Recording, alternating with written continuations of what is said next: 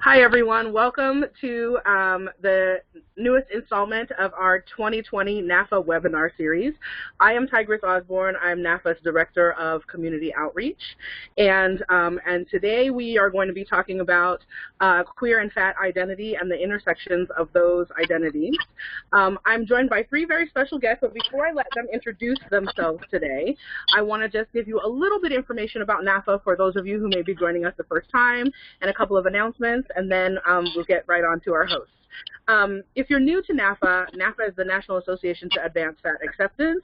We are a now 51-year-old civil rights organization working to protect the rights of fat people and working to improve the lives of fat people. As you can tell from our name, and if you've ever encountered us out in the wild, we fully believe in embracing the word fat. We will be using the word fat during this webinar. We'll hear from our speakers about what they think about that word and other words for fat folks, but that's what we say around these parts. Thank you for being here with us. Today's webinar will be in English, and there are not captions available through free conference. We will have a transcript of the webinar available for you at a later date. I want to tell you that we're very excited, in addition to the three fabulous folks we have today, that we have two upcoming webinars scheduled for June 26th.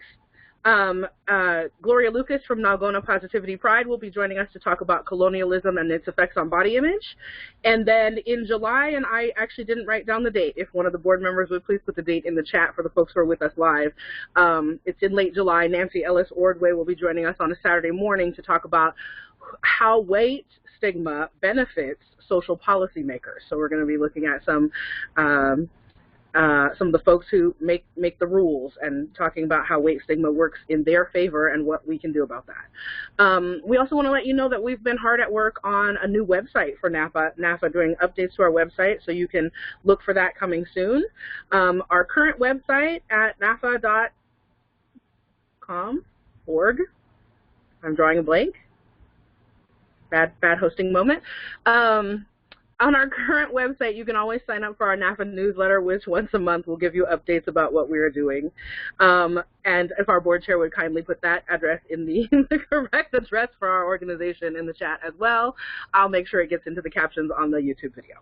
Okay, so with no further ado, I'd like to, happy Pride Month to all of you.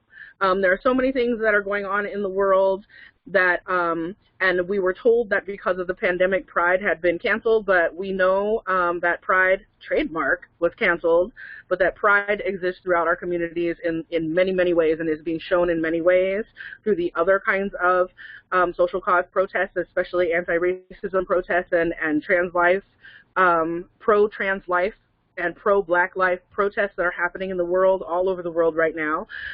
We know that we are seeing Pride in those activities, and we're going to take the next hour or so to talk about Pride and queer identity and how it intersects with fat community.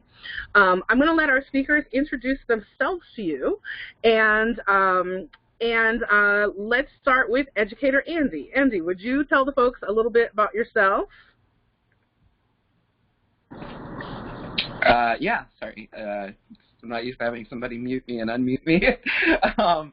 So I'm Andy Duran, also known as Educator Andy.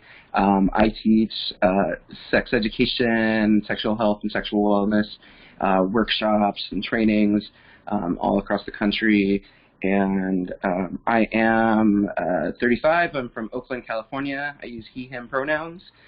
I'm queer. I'm trans. Blaxican, so Black and Mexican. I identify as a bear cub, and yeah, I'm here ready to do this. Thanks, Andy. Yarrow, would you introduce yourself? Sure. Hi, y'all. My name is Yarrow. I'm also from the Bay Area, from Oakland and Berkeley, and I actually have known Andy since I was a tiny human, so it's nice to be on a panel with him. I work at an organization called Gender Spectrum, and we do education around gender. We do trainings. We work with professionals. We also work with schools, and our overall goal is to make the world safer for trans, non-binary, and gender-expansive kiddos. When I'm not doing that, I facilitate groups and workshops around gender, also around race, also around queerness, and I identify as Black, brown, Indigenous, queer, fat, and a lot of other things. Excited to be here. Thank you. Thank you. And Trevor, would you introduce yourself, please? Sure. I'm Trevor Kezon. I live in Los Angeles. I'm a writer. I'm a fat gay man. I'm also the co-host of the Big Fat Gay podcast, which actually two of my co-hosts I think are here right now, Michael and Dan, my husband. So we talk about issues basically about being fat and gay, and also pop culture, politics involving fatness and gayness. I also had an article published in the New York Times last year about doing sumo and how that got me interested in going to the gym and what that's like as a fat person. I'm also a member of the Future of NAAFA committee. I got to go to the NAAFA conference last year, which was wonderful, and I'm looking forward to when that can happen again. Thank you. I'll just say for our audience, the Future of NAAFA Committee is a group of folks who attended that 50th anniversary conference last year, who are working on helping us with some idea generation and strategic planning about what NAAFA's role should be in fat community, and how we can be more intersectional and more in solidarity with other marginalized groups, other groups who are fighting for their liberation. So thank you for that. I also realized I asked people to introduce themselves with their pronouns, and I did not say them. My pronouns are she, her. And does somebody want to talk about why it's important for us to all introduce ourselves with our pronouns? Would one of you want to address that? Sure. I'm tempted to always be like Educator Andy, because the name Educator is literally in Andy's tagline, but it doesn't have to be you, Andy. So I think it's important to introduce ourselves with our pronouns, because you never know what someone's pronouns are, or even if they use pronouns. And so there's assumptions that we make based on folks' appearances, but until you ask somebody, you don't actually know. Yeah, and consent is important, always. Thank you. I had also promised our panelists that I would make sure that I know we have a wide span of folks who, again, people from all over the world watch these webinars on our website and join us live. And I just want to make sure everybody is on the same page about some other terminology as well. So I want to make sure folks understand what all the letters in LGBTQIA+ stand for and what the plus is. Speakers, do any of you want to jump in and re-highlight which of those letters you are and say something about what, like, your relationship with that terminology? Because I think I heard a T and a G, and I heard some other letters. Like, which ones are y'all? So, yeah, I'll jump in. So I had said that I identify as trans. So that's the T in the LGBT acronym, and that stands for folks that identify as transgender. And, you know, there are lots of many ways people identify within that. It's an umbrella. So, you know, that would include folks that are non-binary. That would include folks that are, trans-masculine, folks that are trans-feminine, etc. So for myself, I identify as trans-masc, which is I was born and assigned female at birth, and I identify as masculine and male now. So on the trans spectrum, that would be me. Andy, before we pass the mic, can you, would you say a little bit about that term that you just used, assigned female? Why do we say it that way? So we like to say assigned female at birth because there's this idea, you know, that a lot of times people kind of view of like, oh, you know, you used to be a girl or you used to be a boy, and for a lot of trans people, they never felt that way, and so, we really want to kind of reiterate that, it's our society that feels like they need to assign a gender on somebody as soon as they're born so that we can all use that, and that's not really very helpful for a lot of us in how we engage with each other and how we, make assumptions about pronouns that we use or traits that we might have or who we date or everything else. And so it's really just kind of a movement of like, hey, this language sucks and it's not inclusive and it hurts a lot of us. And so, let's just kind of, call it what it is. It's assigned. It's not how you identify necessarily. Thank you. All right. What about some of the other LGBTQIA+ letters?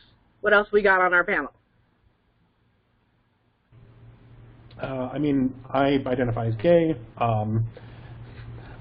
I feel strange talking about it because I feel like especially gay men tend to kind of suck up the air in the room and not see the bigger picture of LGBTQIA+. So I don't really know what to say about that. Are there other terms that you also like for yourself that are not part of the acronym? Yeah, so within the fat gay world, Andy was talking about identifying as a bear cub. I kind of in this Venn diagram of I can fulfill that, but I identify more in the chub chaser scene, which is the gay proxy to the BBW, FA, in the straight community, where I would be a super chub, which is like the equivalent of an SSBBW.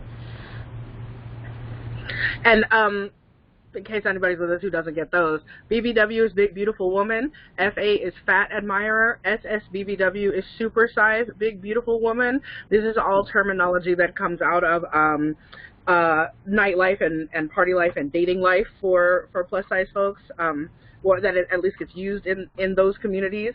And I will say, as we start to think about intersections, we're going to get to fatness in a minute after we get through the rest of the letters. But I often talk about how there are these different segments of fat community. We use fat community as this umbrella, but there's a nightlife segment, there is an adult industry segment, there's a fashion segment, there's an activist segment, and BBW and the other ones that you just said probably get used most in the social life and nightlife and sometimes adult life sections. They're not always terms that come up in the activist world. And since NAAFA is oriented from activist world, I know there might be folks out there who are listening who aren't familiar with that terminology. So I just wanted to footnote that. We're going to pause sometimes to clarify terminology for y'all, and also there may be times I have assured our speakers that it is also okay to say I'm just not going to define that one. Folks who don't know that by now need to look it up. It's totally okay to say that. We know this is an educational moment, and any grace that our speakers have in answering these questions should not be assumed as grace that every person in the LGBTQIA community will be showing you every time you have a question. So I want to thank our speakers again for their patience with these questions, which, for some of them may be things that they've said a million times before. Thank you for that. But yeah, just a reminder that you don't always get to question folks about all of these things. This is a gift that we're being given today. Okay, Yarrow, where are you in the letters? Yeah, so I identify as trans, which I don't really name that much because I feel like I'm taking up space when I say that, but I do identify as trans and I do identify as non-binary, which to me is under the umbrella of trans. And I identify as queer. I also identified with other letters when I was growing up, and queer is what feels the best.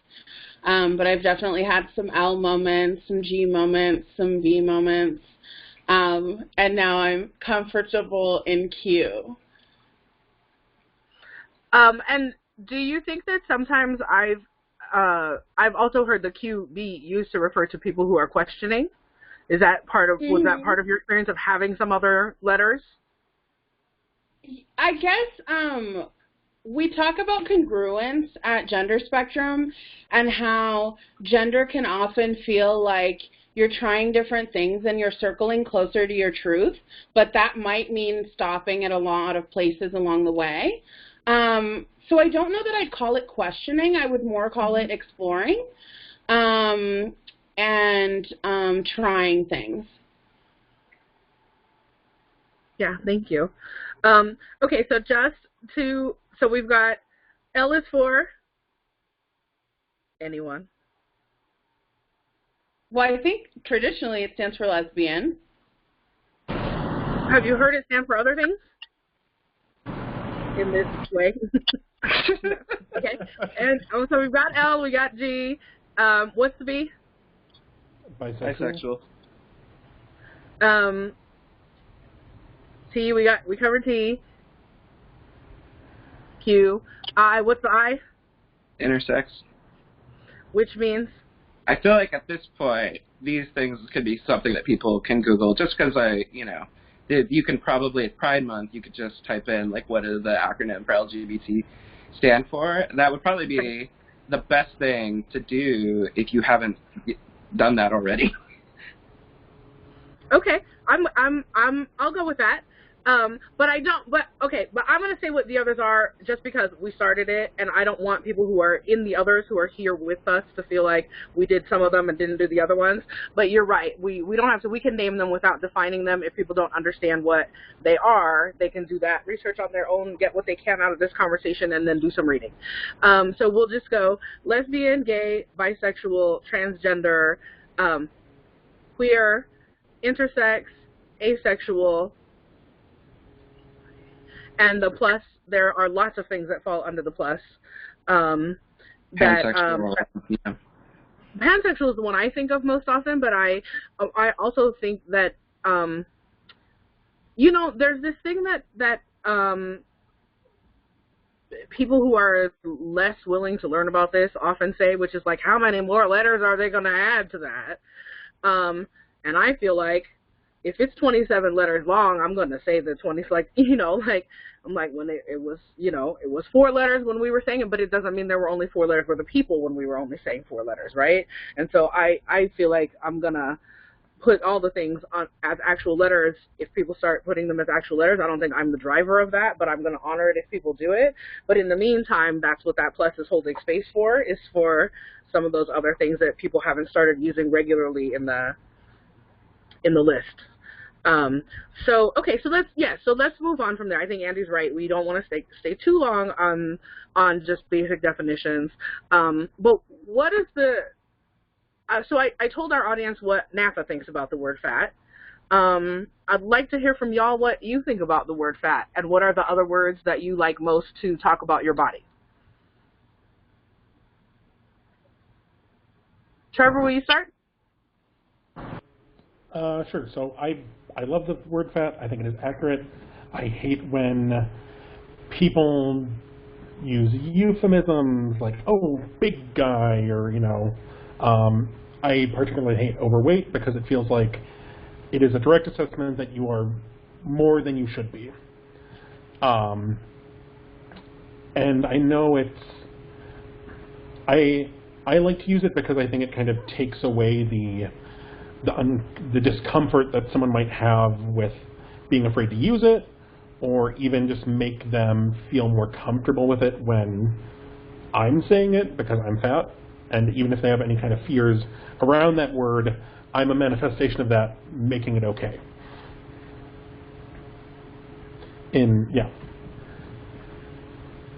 Thanks. Yarrow? Yeah, so I feel like I've had a journey with the word fat. It was used a lot against me when I was younger as a negative attribute of my body. And so learning to reclaim that word and then saying it with pride feels like a really radical act. But I love the word fat. I am fat. I think it's rad. And my boo uses the word chunky sometimes to describe me, which also makes me super happy. He also like will have this like voice that he does, and he's like chunky, and it's like it makes me really happy. So fat and chunky are like two words that I'm really feeling right now. Andy?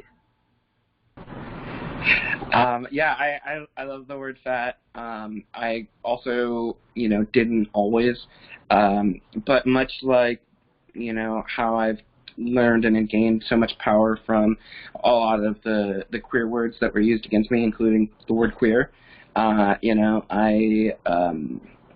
to reclaim that and own it and have the power that they tried to use against me with it. And I feel like fat is another one where, I was familiar with that and was like, let's go. Like, it's mine now. So I also enjoyed the word chunk. So, I don't know if it came from the SNL sketch or what, but like, just chunk is like a fun one to say. So, I echo that. And I see chunk like that always spelled with an O online, right? Yeah, totally. Yeah, I mean, there are euphemisms I like. I think there are lots of euphemisms that are fun. I just don't want them in place of fat. I want them in addition to fat. Like, I'll take all the words. I'll take all the words. So, have y'all? Let's talk a little bit. Let's talk a little bit about coming out, and as sort of a two-part, like what coming out was like for you, and then whether you think coming into queer community as a fat person was different from you than other experiences that you've seen from your peers. One thing that I'm thinking in particular about is many of you saw last year there was a pretty big Huffington Post feature about fatness, and in talking to that journalist, he talked a lot about how being gay was the lens through which because he was not a fat person, and so being gay and his thinking about his coming out process was a lot of how, how he came to see the process of fat people going from being fat and not being okay with that to being, as y'all have described, like, I'm fat, I use that word, it empowers me, I embrace it, whatever, that he felt like there was a similar arc. So what I'd like to hear from you about, as much as you're willing to share with us about what your coming out was like, and then hear from you if you agree with him, that there's a parallel there. Because I think other people try to make that parallel all the time, but I'd like to hear that from queer-identified people about whether they think there is really a parallel there. Like, what's the same about coming out into fatness versus, versus coming out as any kind of queer identity. I think one of the things that is one of the challenges with that is it's just like an arc of acceptance. And, there are many people that might embody the identity, but be in a different place on their level of acceptance of that identity. So, we see folks that are, coming out as queer, but have so much internalized homophobia that they just don't want that, identity. Or, I see lots of folks that are, fat, but like feel like that's like a, something they don't want to accept. It's something that they want to change, or there's something that they want to have ignored, or all these other things. And so, they might have very different feelings about fat acceptance and that place of coming out to where some of us have talked about getting to. I hope ultimately that, when somebody learns something about themselves, that they learn to love it. But it is often hard, and especially hard when people tell you these things about yourself before you even know or question it, to approach it in that way.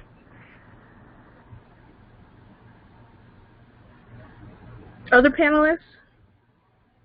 Thoughts on coming out and how the process of coming out as queer parallels or does not parallel the process of coming into a fat identity that you're comfortable with?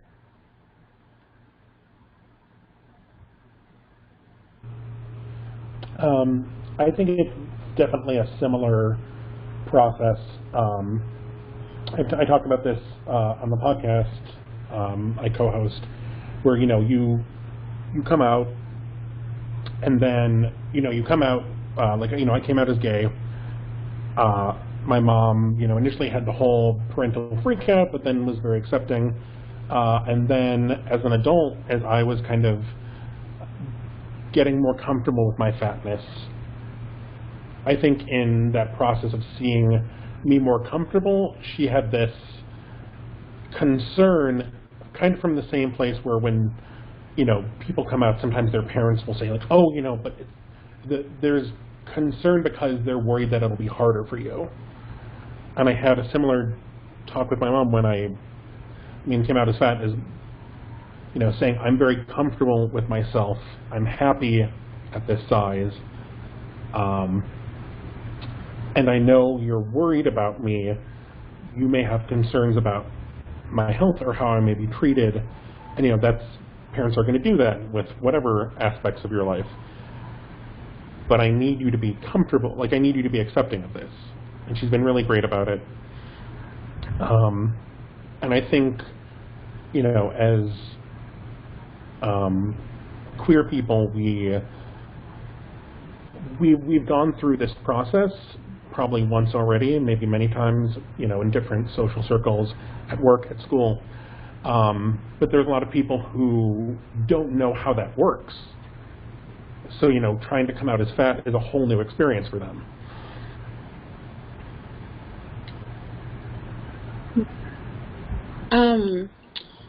I guess the only parallels that I draw between queerness and fatness are that I think they're both seen as a choice. They're seen as something that you choose, a lifestyle, quote unquote, that you're choosing, rather than just an inherent part of your nature. And so I think that there can be a lot of adversity that you face, because it's just like, well, why don't you just lose weight? Or like, why don't you just like try being straight or whatever? Like, that there's this idea that there's the norm and that's the safer choice. It's the choice that makes more sense. And you're deciding to like deviate it from that. And you're like going against it. And it's like, no, I'm just actually being true to myself. I'm not trying to be radical with it. Like, it might be considered radical, but really it's just, to me, my inherent nature. So that's where I see that there's a parallel between the two. Thanks, everybody. Have y'all always been fat?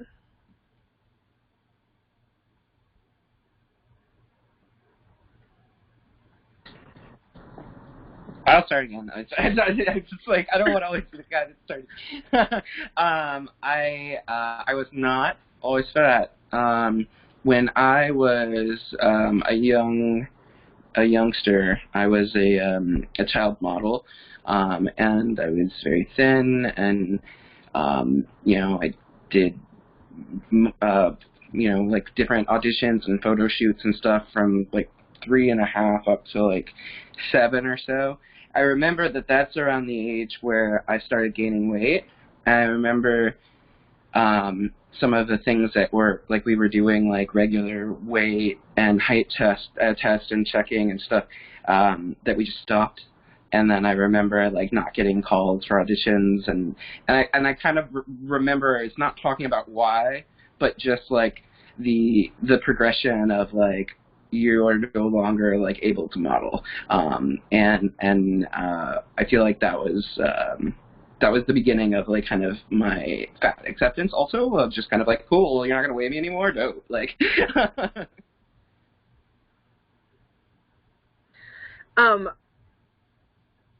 Did you ever consider modeling as a fat person, or have you modeled as a fat person? Oh, I model all the time. Are there places where we can see examples of you modeling as a fat person? I usually model for different photo projects that folks have done, and so I can definitely like drop them in my social media accounts. There's lots of different people that have done projects on fat bodies, on trans bodies, on non-op trans bodies, which I haven't had any surgeries, and so that's also like kind of plays a lot into my fatness. So all of these individual projects, not like one place, like I can link to them if anybody's interested. I was just curious about your modeling history. I didn't know that piece about you. What about you, Trevor? Have you always been fat? I would say mostly. I mean, there was definitely, I was a fat toddler. I was like a skinniest kid until probably second grade or so, and then I was just fat again. And I remember, it's funny that Andy was talking about being weighed, because I remember going to the doctor, every year, and there's always this I was him kind of looking at the chart and like, oh, it's steady, and I remember thinking like, oh, okay, that's like, it's fine, like it's normal, it's a steady progress, and not really getting that it was a bad thing, or but like that it was being shown to me in this way that this is supposed to be a bad thing, and obviously, I'm a fat adult,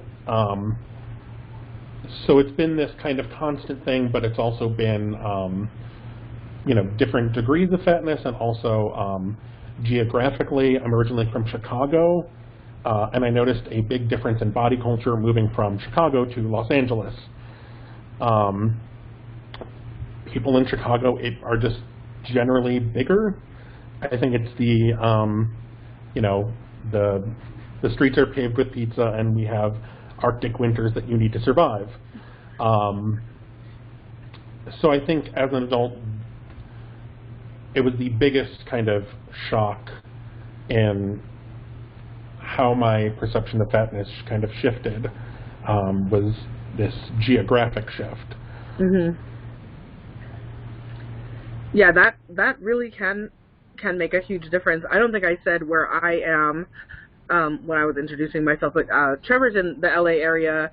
Andy and Yarrow are in the San Francisco, Oakland Bay area in Oakland, and I'm in Phoenix, although most of my activism around everything was shaped when I lived in the Bay Area. I lived in the Bay Area for 21 years, but yeah, and what happens sometimes in some of those places, like Trevor's talking about Chicago, I've had this experience in Phoenix, is like there are more fat people, but there are less fat people who are like who talk fat liberation talk. There are more fat people who talk diet talk, and less fat people who talk fat liberation talk. At least that's my experience here.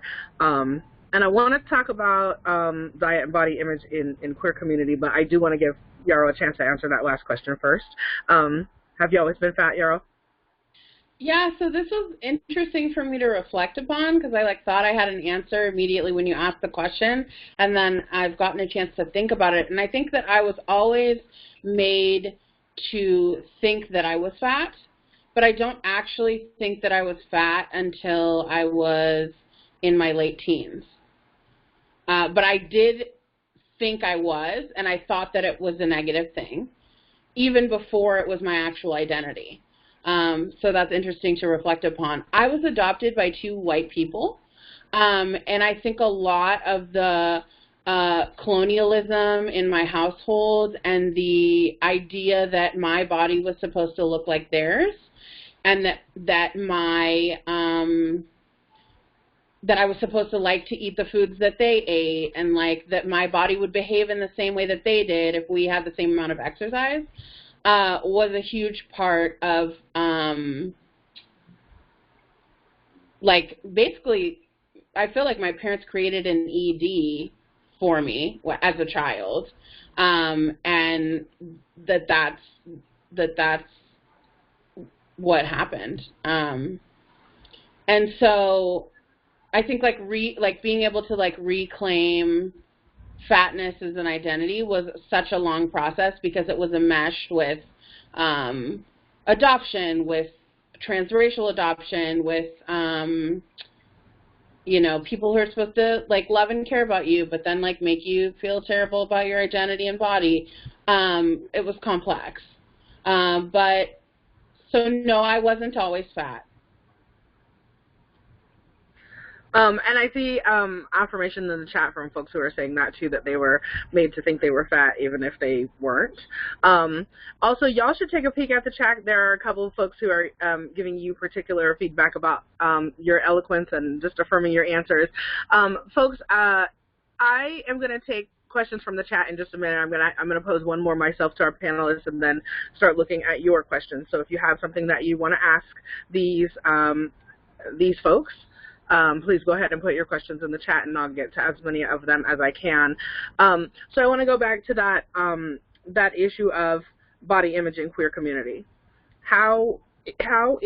Is it different than it is in sort of mainstream culture? How is it different? What has your experience been, you know, in queer community as a fat person, in contrast to what you see as thin people's experience in that community? Any thoughts y'all have about that? Yarrow, it's on you, so why don't you go ahead and talk? Okay. So,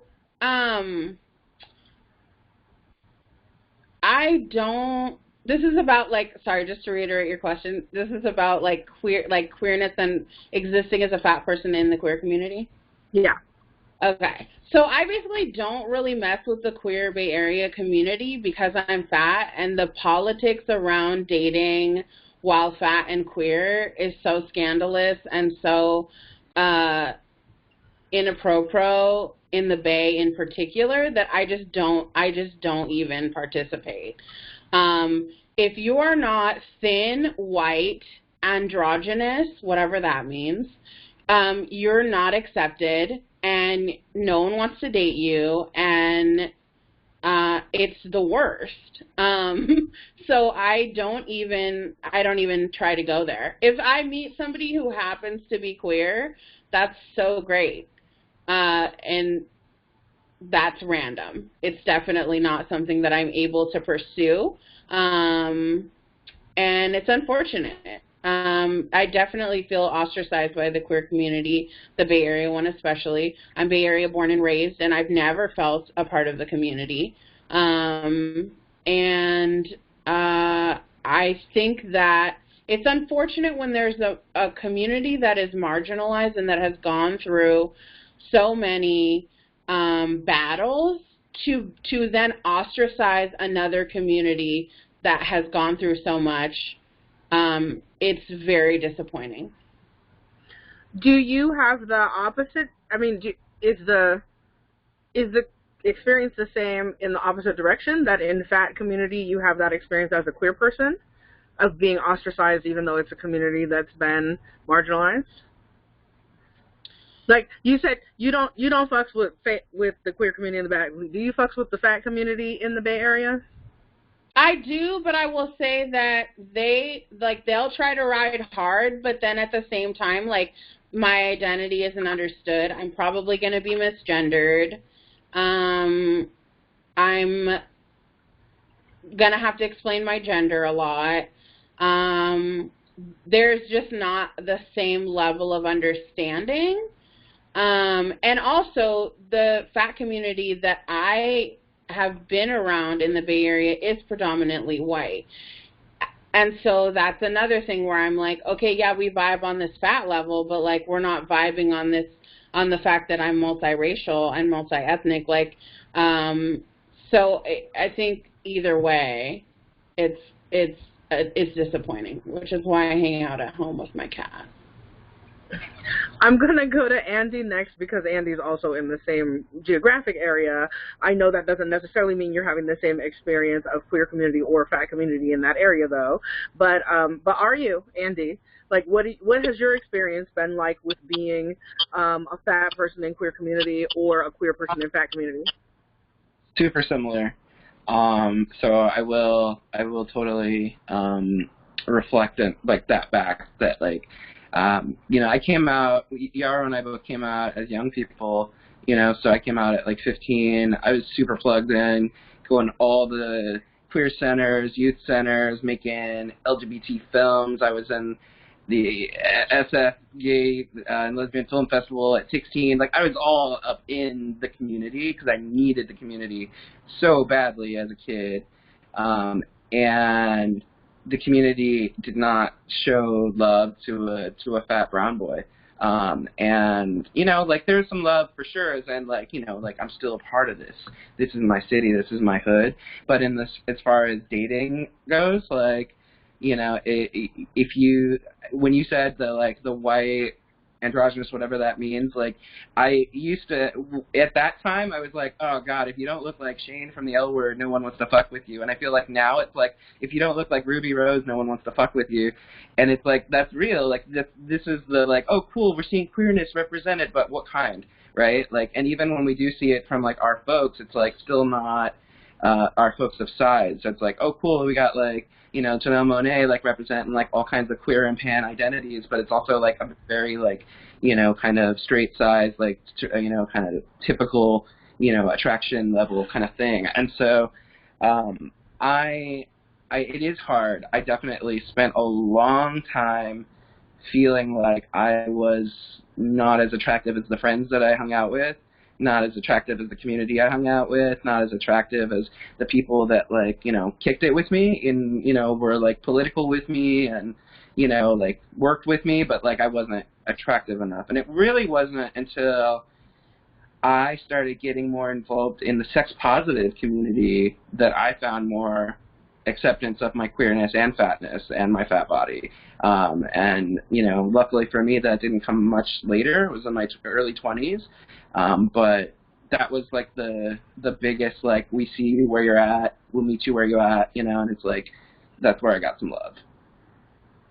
If y'all don't mind, none of us said when we introduced ourselves anything about our age, but I know that some of these things about how we fit in community, they're not inherently generational, but they can have generational things.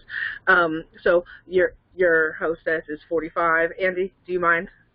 Yeah, I'm almost 36. Yarrow? I'm 33. Okay, and Trevor?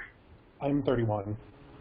Okay, and Trevor, what has your experience been like in the two different communities as a fat guy in gay community and as a gay guy in fat community?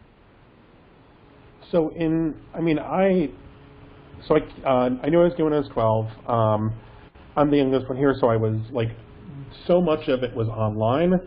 Like, basically, you know, when I realized I was gay, the next week I kind of knew that there was this fat gay world. Which in some ways made it difficult kind of then, especially through high school. You know, I was part of my school's GSA, Gay Straight Alliance, and I didn't, you know, I had friends, but I was, you know, fat, and I didn't really, I felt this otherness because of that. But then kind of going into college and once I started dating, I was so in this kind of, you know, I mentioned Venn diagrams before, this center of the Venn diagram of fat and gay, that so much of, you know, of my dating and also socialization came from this niche that, you know, the generation before me carved out.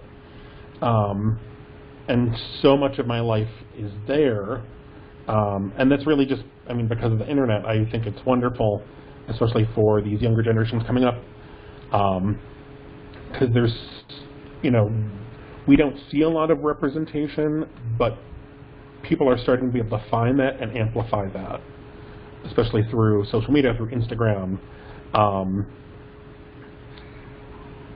But I mean, I did kind of just work hard to find this little space for myself, and so many of my friends are either other fat gay men or, you know, chasers that I've dated. And it's this, and everyone kind of knows each other, so it is this weird, small, little enclave. How do you separate, this is a question that comes up all the time in sort of fat social life, but I don't know how it works particularly in dating in queer community. Like, how do you separate whether people are fat admirers or fat fetishizers? Or do you separate that? Do you care? Does it bother you? Is that a thing? Personally, I mean, my experience is, I think, different than a lot of people. I think for me, the difference between fat admirers and fat fetishizers is consent and, you know, am I being humanized. Am I okay? You know, I've said this on the podcast. I am perfectly okay being objectified, but the difference is I am open to that. I am welcoming of that. And I think it is an issue when someone is objectifying someone else and they don't see that that's an issue and they don't care.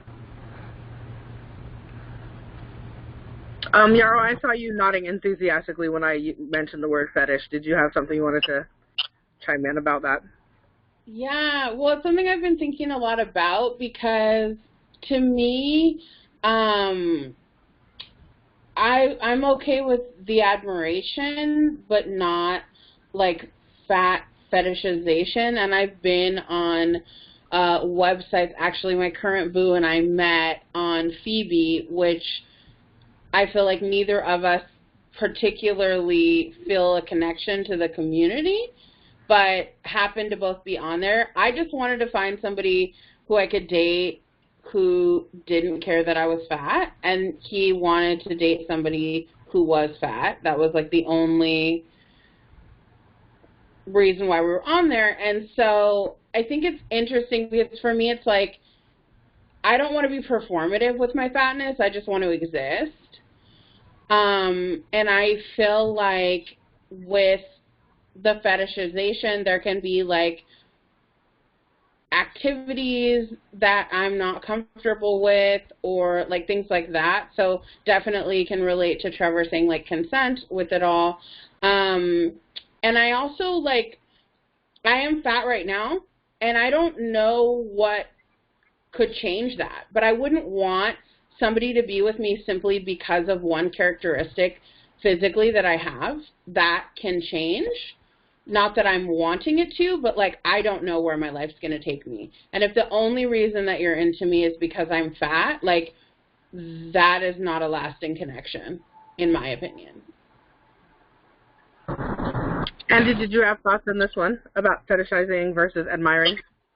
Yeah, well, I super echo that last comment that Yarrow said about, you know, like your identity changing, and if you're only into it for that one aspect, especially as a trans person, you know, it's like, I don't know what my body may look like in 5 years. I don't know, you know, any of that, you know, so all of these different ways that my identity, as I do that kind of exploration circle that you're kind of talking about, or you mentioned, you know, I want people that are either down for the ride or down for the individual moments, but like no one that's like down for something that was like conditional.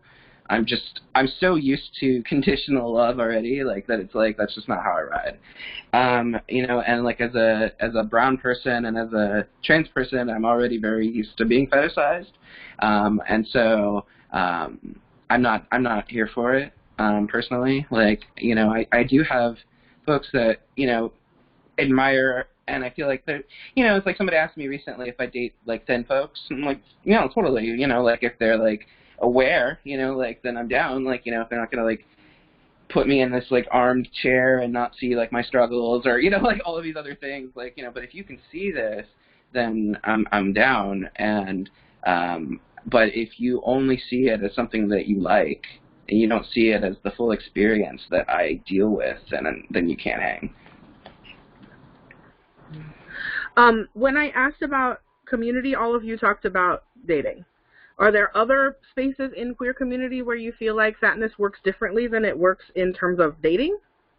Like in activism, in arts, in, I don't know, other areas of the community where you feel like it's a different experience of being fat than it is in the dating part of the community? I'm looking at y'all's faces. No? I mean, I think that the community here is dope, as far as, like, you know, I think that one of the things that our communities needs to work on that as a whole is, and we're seeing this a lot right now with the, like, you know, like, with folks on like Grindr and stuff like that, and they'll be like, oh, I'm not, you know, no fats, no femmes, no blacks, no, you know, whatever, and this whole thing of like, oh, it's just a preference. And like I think that like what's happening right now is that like the community really needs to like look deep into like some like homophobic, sexist, racist, sizist, ableist shit that we have going on who we think is, like, doable to fuck. Because we all seem to be, like, cool with kicking it with each other, but, like, or, like, fighting for each other in certain avenues. Just friends, yeah. You know, or whatever, but we definitely, I think, you know, and I think, you know, everybody included, myself included, like, have things that we have just been, like, societally taught to not see as attractive that's really fucked up. And, you know, I remember having to work through that myself to, like, you know, be like, oh, yeah, like, other fat people and my own fat body is beautiful. Like, oh, my God. And so, you know, I think that's really where it's at, is that it's that thing about attractiveness and dating that seems to be the biggest part, but a lot of the other parts seem to be all right. Other thoughts on that, Trevor, Yarrow? No pressure. I mean, I think, kind of going off of that, aside from, like, I think we're seeing this more and more just in the world in general, but I would love to see more, you know, thin people from the queer community standing up for their fat friends, their fat family. Just, I mean, you know, everyone standing up for fat people, but the idea of using your privilege and for, you know, the traditional, you know, fit, beautiful, whatever, totems from these communities standing up for us, using their platforms to talk about these issues. Yeah. Are there people who you think are good examples of folks who are doing that? I'm trying to think, but I'm... Not enough for them to come to mind immediately. Yeah. I mean, I would love to, you know, like, Ruby Rose, I don't know. Yeah, second mention, Ruby Rose. I mean, I know, you know, being in LA, being in just kind of the body capital of the world, in being open with anything related to fatness, I often have to deal with, you know, with opening up and showing, like, I'm okay with this and everything, and people often, you know, vomit their body issues on me, or just want to know everything about, like, well, how is that possible? Yeah. So for people just to be able to do some of that work on their own, and also just, you know, I do Pilates. My Pilates trainer used to be fat, but he always talks about when he was overweight, and he's very attached to the word overweight, even though I've said, like, no, like, that's actually, I think, one of the most offensive words you could use. And praising my you know, how comfortable I am, but then kind of beating on himself in the past, and just seeing that you can, you know, there's so much around body culture, and I wish people could have those discussions without us necessarily have to doing the heavy lifting. We do have one question in the chat. We have a few more minutes. We started a couple minutes late. Presenters, can you stay for another 10 minutes-ish? Oh, yeah. Okay. Yeah, we're going to hang in there a little bit longer. Audience, we'd love to have you stay as well if you can. The question in the chat was about thinking about intersections between fatness and asexuality, and that's part of the reason that I asked the question about dating. I mean, I get it that asexual people also date, but I think that looks different than dating for other identities, or maybe it doesn't. Maybe I'm wrong about that. But I know none of you identify as asexual, but do you have thoughts just about what you've seen in community about asexuality and queerness?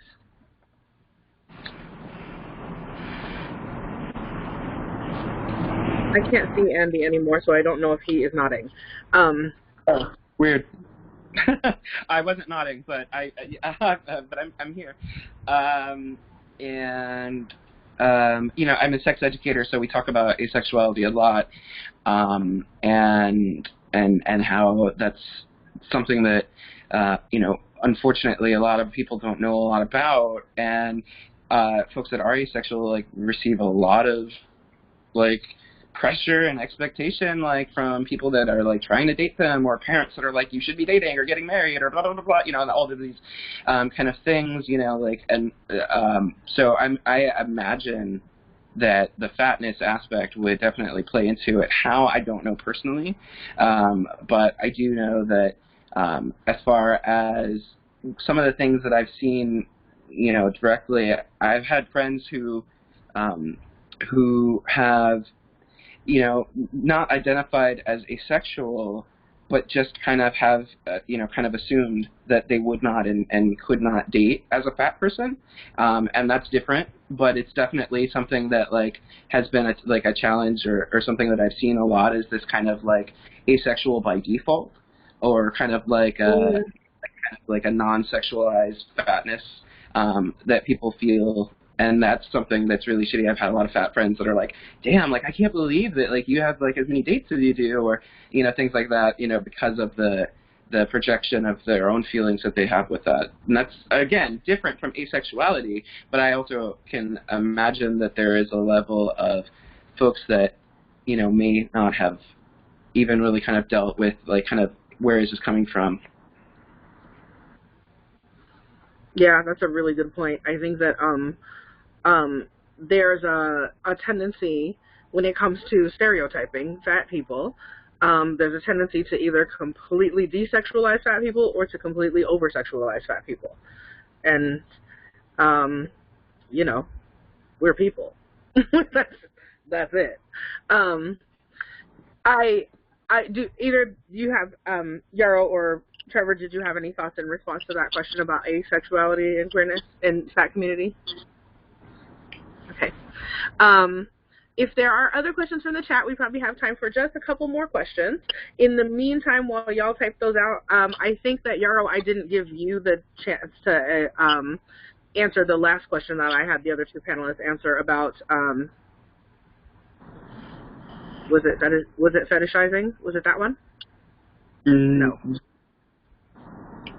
Oh, about queer community when it's not dating. What other aspects of queer community, and whether being fat is, what the experience of being fat is in queer community when it's not about dating. Yeah, I think when it's not about dating, there can be a lot of tokenization that happens, and a lot of expectation of labor and expectation of education.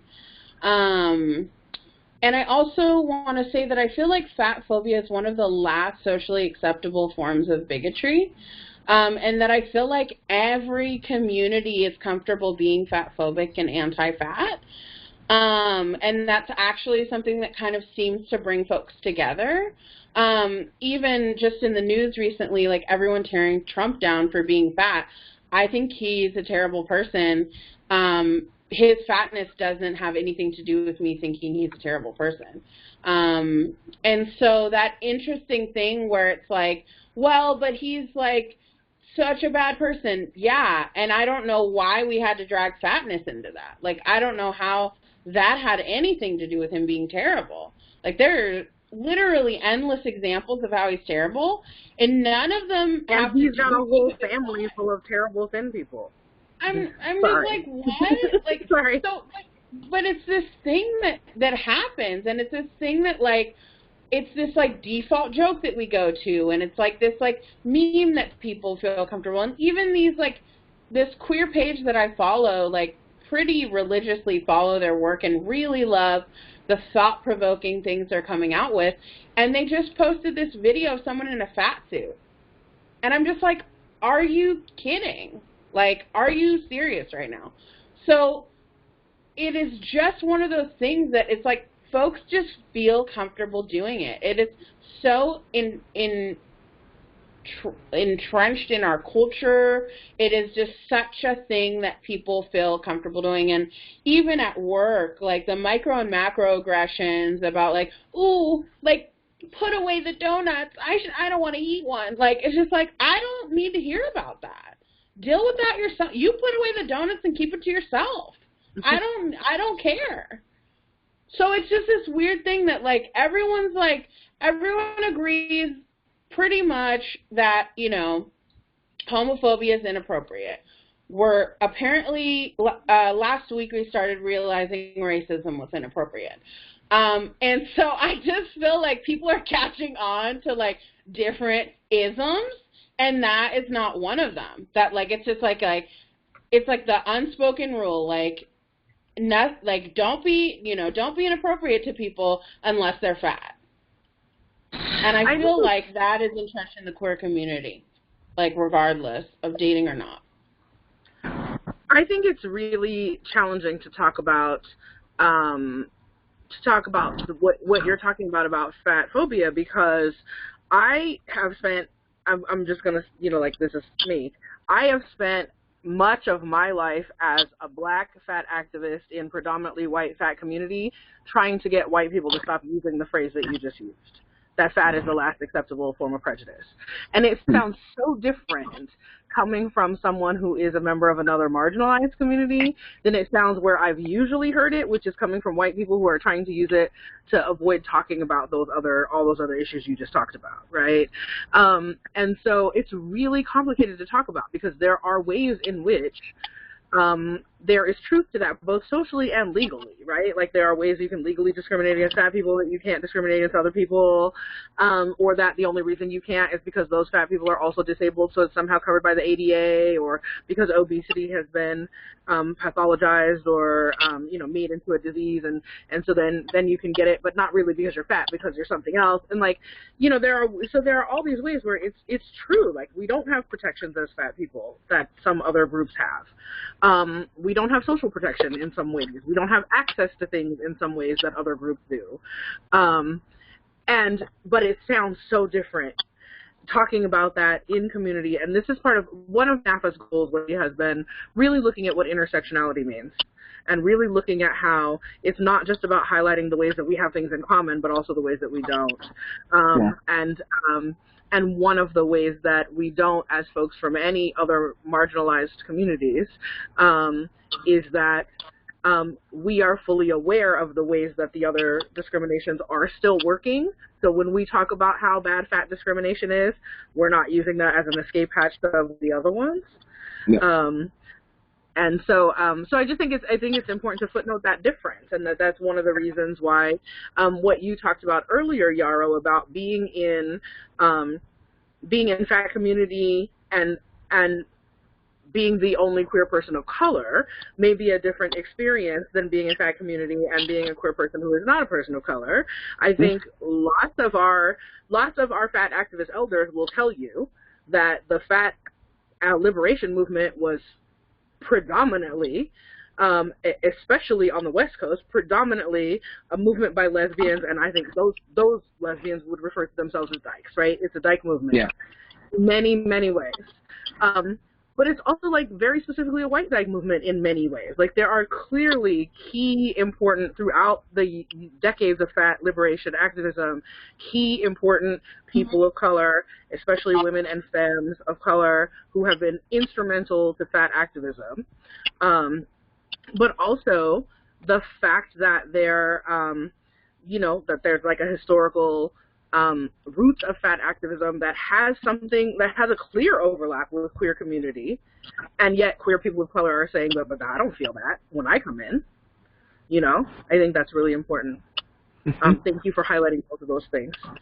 Do y'all have, Trevor, Andy, do you have other reactions that you want to have to that phrase, last acceptable prejudice? Well, I'm really glad that you said what you did, because I can imagine that there's lots of people, maybe even like some, you know, savvy white, like, you know, activists that are like tweeting it right now, like, because Yarrow said it, and probably you shouldn't, you know, and if you did, delete it, because it's, you know, it's not something that, like, should be really said by white folks that don't experience those other experiences of oppression to know and name that. But I do think that, it's one of those things that, I mean, I am many identities, and every single one of them has taught me that I don't fit in. Like I am, biracial. I am, when I was figuring out my gender and bigendered of sorts, and when I was, figuring out my sexuality and oh, I love dudes and I love other people and, and all of that, all of those things I didn't fit into the other kind of identities or molds. And fatness is really similar, in that same regard. And I'm used to physically not fitting in to spaces, molds, clothing, everything. And so in a lot of ways, there is the overlap. It is incredibly intersectional, but they're not the same oppressions. They're just intersectional and intertwined. And like Yarrow said, it exists within every community, so we're going to receive it in every community, which is a bummer. Yeah. Thank you. Trevor, do you have any thoughts on that? Okay. Can I say something just about intersectionality really quick? Yes, please. Yeah, so I was listening to a colleague of mine, Erica Woodland, and he was talking about intersectionality the other day, and I jotted this down. Intersectionality is not about identity, it's about systems of oppression, and it specifically came out of looking at the legal system. And I just think that's important to note and to remember. Yeah. Thank you. I promised our panelists, let me just check and see if there are any last questions. No last questions I see from the chat, and I promised our panelists that I would end with this question. Is there something that I did not ask you about that you think is really important to talk about as we think about where fat community and where queer community, or where your personal fat experience and queer experience overlap? Is there something that I didn't ask you about that you really want to share? I'd love to see more thought and conversation about fat acceptance in the trans community, especially because I know that one of the things that I tend to see that in kind of trans supportive media or anything is all about kind of the the look how well these people pass, or look how fit these trans guys are, look at their muscles, don't they look like every other cis guy you've dreamed of? And it's this kind of just doing the same kind of shitty messaging that folks have been doing already, and we're just perpetuating it in our own community, and I think we need to not do that. And I think that's something that it's there's many ways to be trans, and not all of them are about passing, quote unquote, or any type of identity like that. And I think that there's, when we talk about different types of bodies and body acceptance, that also includes bodies that, are big, bodies that have lots of folds, bodies that haven't had different surgeries, or maybe, or have, and and really kind of embracing the fullness of transness without it being just let's see if we can now build the perfect body in within our own community, so. Thank you. Trevor, you have any thoughts about, things we didn't ask you about that you think are important for folks to think about? Not that I can think of. I think there were just a lot of wonderful areas covered in this discussion. Okay, thank you. Yarrow, anything from you? I wish we had talked about fill in the blank. No, I'm good. Okay, so we'll just close by. I'll remind everybody that if there were things that you'd like to revisit, brilliant quotes that they said that you didn't get jotted down, that you are welcome to revisit this on our website and on our YouTube channel. We'll have a recording up soon and a transcript soon. And I'll ask our panelists just to close by telling folks where to find them if they want to follow them in real life things that they are doing, or online things. Online is also real life, but y'all know what I mean. Online things that y'all are doing, or not online things that y'all are doing. And also, as you shout yourselves out, if there's anybody in particular who, other fat queer folks that you think people should be paying attention to, that you just love and that you think other people should be following, you are welcome to mention them now too. Trevor, let's start with you. How do we listen to the Big Fat Gay podcast, and where else can we find you online? You can get the Big Fat Gay podcast on Stitcher, Apple Podcasts, Spotify. Follow us at Big Fat Gay Pod on Instagram and Twitter, the Big Fat Gay Podcast on Facebook. You can follow me on Instagram or Twitter at Treevoir, Treevoir. Okay, and anybody else you want to shout out? No pressure. I didn't prep them in advance for this audience, so if they don't think of anybody, it's not because they don't care about those people. I did not tell them in advance that I was going to ask them to shout out others. Yes. I'm Lindy West, A.D. Dale Vale, a third person. A.D. Dale Vale, I'm going to second that one. If y'all don't know A.D., one of the most, like, fabulous models of all time. I'll tell our panelists, if you have thoughts later, you can give me those and I'll put them in our NAAFA newsletter as other folks that you should follow. Andy, where can people find you? I am Educator Andy on Twitter and Instagram. Although my Instagram is private, but if you send me a little message that you are watching this and you want to be friends, I will add you. And if you're in the Bay Area, you can find me everywhere. I've been running around mostly singing karaoke or selling sex toys. So thankful to be here. Thank you for having me. And someone that people should follow is you, Tigress. Thanks. I'm Eye of the Tigress in my non-NAAFA life, and we are NAAFA official on Instagram in our official capacity. And Yarrow, anyone you want to shout out, and where can we find you? Yeah, so I want to shout out Shuglet, who is an artist and takes photos and does art of fat people. I'm currently staring at the calendar that they made, which affirms me daily. And they're on Instagram at Shuglet, SHOOGLET, and also Shugs Art, SHOOGSART. And I'm on the gram as well. And my handle is at Oakland, OAKLAND, Bay, BAE. All right. Well, thank you, everybody, for being here once again. Yarrow Halpern, Trevor Kezon, and Andy Duran are very special guests for our Pride panel this month. And we'll see you back in next week with Gloria Lucas of Nalgona Positivity Pride talking about deconstructing, decolonializing body image. So hang out for a little bit longer before I'll hang out a little. We'll stop the recording here, but if y'all want to hang out in the chat a little bit longer, I'll leave it open for a minute just so people can put their links in there, or if people in the chat want to connect with each other, you have time to put your contact information in. So we'll give you another 5 minutes in the chat, but we're going to stop the recording for the webinar now.